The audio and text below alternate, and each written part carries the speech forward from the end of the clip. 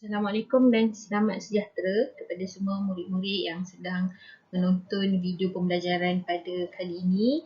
Jadi untuk hari ini, untuk video kali ini saya akan menunjukkan cara-cara untuk kita bahagi ataupun membuat jalan kerja tentang operasi bahagi yang melibatkan tajuk wang. Jom kita mulakan.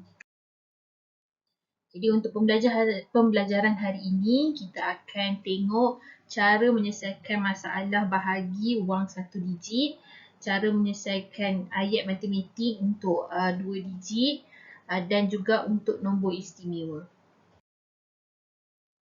Okay, apa yang kamu boleh dapat selepas daripada belajar topik ini adalah untuk menyelesaikan ayat matematik yang melibatkan sifir satu digit, bahagi dengan sifir satu digit, bahagi dengan sifir dua digit dan juga bahagi dengan nombor istimewa tanpa membuat jalan kerja. Okey, saya ambil contoh soalan daripada buku ini, Model Aktiviti Mesra Digital, dan contoh soalan ini berada di muka surat 49. Menyelesaikan masalah bahagi wang satu digit, yang pertama sekali kita kena kenal pasti dululah. Dia mestilah mendapat jawapan yang lebih kecil daripada nombor pada soalan. Lepas tu, bila kita sebut tentang operasi bahagi yang melibatkan unit, jawapan dia tidak boleh ada baki pada jalan kerja kita. Jadi akhir sekali mesti jalan kerja kita bawah sekali tu kalau untuk operasi bahagi dia mesti ada titik tu ataupun kita letak sifar. Kemudian untuk operasi bahagi kita mestilah dah hafal sifir, dan jika tidak hafal sifir kita buat sifir di sebelah kiri atau kanan buku masing-masing. Okey, saya ambil contoh soalan di buku yang saya tunjukkan sebentar tadi pada muka surat 49. Ini adalah contoh soalan nombor 2 dan melibatkan bahagi wang satu digit. Soalannya adalah RM19,670.40 kita bahagi dengan 8. Jadi dekat sini kita nampak ini adalah sifir 8. Makanya kita kena tulis dulu sifir dekat tepi kalau kita tak hafal sifir. Jadi saya tulis dulu sifir dekat tepi sebelah kanan saya. Selepas tu baru kita buat bentuk lazim. Macam biasa, bentuk lazim bahagi dia berbeza dengan bentuk lazim tambah, tolak dan darab. Dia dalam bentuk dia tersendiri. Bahagi ni dia special, jawapan dia di atas. Kalau tambah, tolak dan darab, jawapan ni kita tulis di bawah. Okey, selepas tu kita tulis soalan kita. Susun elok-elok, titik perpuluhan di atas garisan dan bahagi dengan 8. Okey.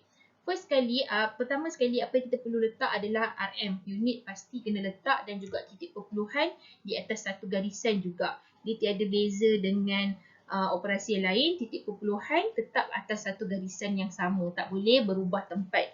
Okey, selepas itu baru kita tengok dua nombor dulu. Sebabkan satu memang tak boleh bahagi dengan 8. Jadi kita tengok dua nombor terus, iaitu nombor 19. Di dalam sifir 8 ni tak ada nombor 19. Jadi kita ambil yang kurang dari 19, iaitu nombor 16 di sini. Nombor 16 adalah nombor kedua dalam sifir 8. Jadi kita tulis dulu nombor 2 dekat atas. Nombor kedua.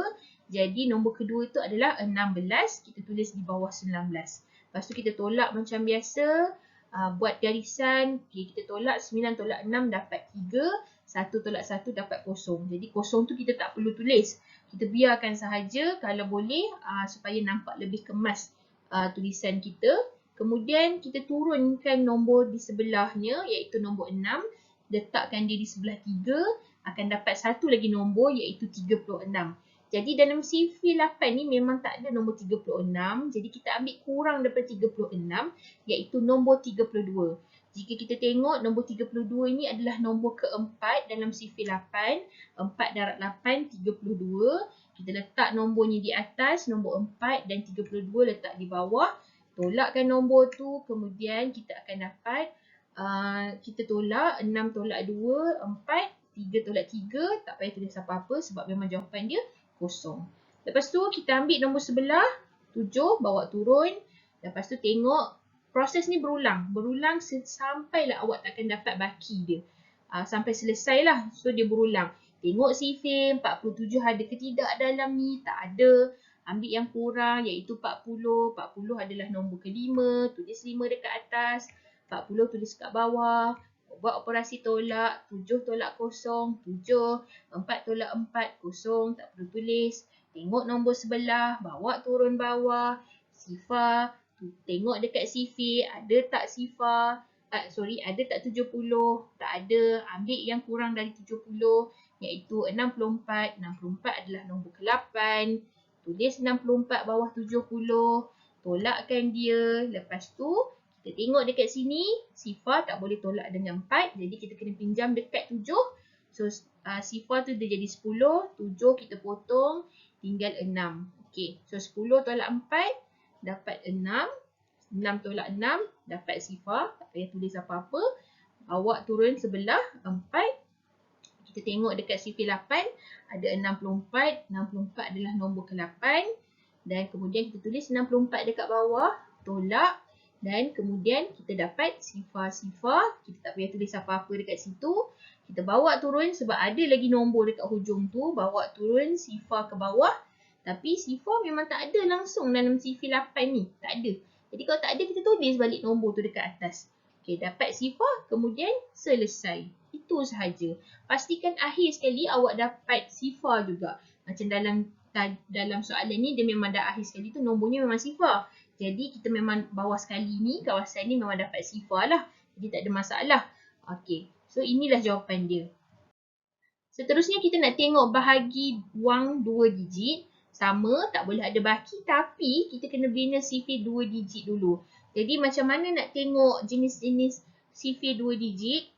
Murid-murid boleh tengok pada video sebelum ni. Saya dah ada letakkan link ataupun dia punya YouTube link dia dekat description bawah ni nanti. So boleh tengok dekat, boleh klik dekat link ni untuk tengok cara nak bina sifir 2 digit dulu.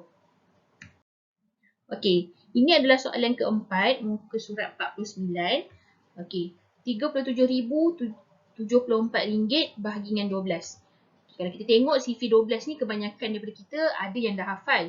Tapi contohnya awak tak hafal sebab ini sifir 2 digit. Okey, kita bina sifir 2 digit ni. Sifir 12. Mula-mula kita tulis dulu bersebelahan sifir 1 dengan sifir 2 yang sememangnya saya rasa kebanyakan daripada murid-murid dah mula hafal dah sifir 2 ni. Sepatutnya dah memang boleh hafal, dah tahu sifir 1 senang, kita tulis je 1 sampai 9. Ingat, bahagi kita hanya menggunakan 9 nombor dalam sifir saja. Tak perlu nak tulis sifir tu sampai 12 darab 2, tak perlu. Awak hanya tulis sampai 9 darab 2 sahaja macam tu. Sebab kita tak gunakan jawapan 10 darab 2, 11 darab 2, 12 darab 2, kita tak gunakan. Okey, selepas tu kita tengok dekat sini nombor 2, nombor SAR ni adalah besar. Dia besar daripada nombor puluh dia. Jadi bila nombor SAR-nya adalah besar, kita akan ada operasi tambah sikit. Okey, mula-mula kita tulis dulu sifir 2 ni nombor SAR dia. 4, 6, 8, sifar, 2, 4, 6 dengan 8. Okay, ambil nombor SAR belakang ni. Okay, lepas tu yang ada 2 angka saja kita salin balik. 2, 3, 4. Okay, yang ni senang. Tapi bila ada 3 angka macam ni, 5, 1 dengan sifar ni, kita akan melakukan operasi tambah. Tambah nombor di sifir 1 dengan nombor puluh di sifir 2 tu. Jadi 5 tambah 1, 6, 6 tambah 1, 7, 7 tambah 1, 8, 8 tambah 1, 9, 9 tambah 1, 10. Macam tu. Terus kita dapat sifir 12. Dan kemudian kita buat bahagi macam biasa. Kita tulis dan kemudian kita tulis unit. Kita tengok nombor 37, tak ada dekat sifir ni, ambil 36. 36 nombor ketiga. Tulis bawah, tolakkan dia, dapat 1. Bawa turun sifar 10, memang tak ada dekat sifir 12 sebab dia nombor yang lebih kecil. Jadi kita terus letak sifar dekat bawah, tolakkan dia, dapat 10 balik. Kemudian bawa nombor sebelah turun bawah iaitu nombor 7. Tengok dekat sifir 12, memang tak ada nombor 107. Jadi kita ambil nombor ke-8 iaitu 96. Tolakkan dia, 7 tolak 6, 1, 10 tolak 9, 1. Jadi kita bawa pula turun ke bawah nombor 4. 114 pun tiada di dalam CV12. Kita ambil 108 iaitu nombor ke-9. Kemudian kita tolakkan. Yang ni kena ada proses pinjam-pinjam. Tolak macam biasa. 14 tolak 8 dapat 6. Lepas tu yang tu sifar tak perlu tulis. Okey. So bila ada baki, jadi apa yang kita perlu tambah, ingat wang dia ada sen. Jadi bila nak tambah nombor, kita tak boleh ada baki, kita kena tambah titik perpuluhan dan juga sifar di bahagian soalan atas tu. Di bahagian sini. Sifar titik perpuluhan dengan sifar. Kemudian dekat atas secara automatiknya dia ada titik perpuluhan juga. Kemudian kita bawa turun sifar tu 60. 60 memang dah ada dalam CV 12 iaitu nombor ke-5. Bawa turun, tolak, terus dapat jawapan dia adalah RM3,089.50. Pastikan bahagian sen ni kalau dekat jalan kerja tak ada sifar, dekat jawapan awak kena letak sifar. Sebab sen dia wajib ada 2 dia wajib ada 2 digit. Kalau 5 awak tulis sifar lagi dekat belakang dia. Okay, yang terakhir, bahagi dengan nombor istimewa. Bahagi dengan nombor istimewa tidak perlu buat bentuk lazim ya. Kita hanya buat 2 kaedah. Sama ada kita potong sifar ataupun gerakkan titik perpuluhan. Jadi untuk ini saya tengok pada soalan nombor 5 dengan nombor 6. Jadi untuk soalan yang pertama ataupun nombor 5 ni 12,650. Dekat sini awak akan nampak ada sifar yang boleh kita potong. Okay, yang kat sini ni, sifar ni dengan sifar ni kita boleh potong ikut berapa banyak sifar dekat nombor istimewa tu. So jawapan dia adalah 1265 sebab kita boleh potong 2 sifar dekat situ. Tapi untuk soalan yang ni, dekat soalan ni tu tak ada sifar. Jadi nak buat macam mana? Kita akan menggunakan konsep gerakkan titik perpuluhan. Dekat mana titik perpuluhan kita? Kita akan letak titik perpuluhan kita di belakang sekali ni.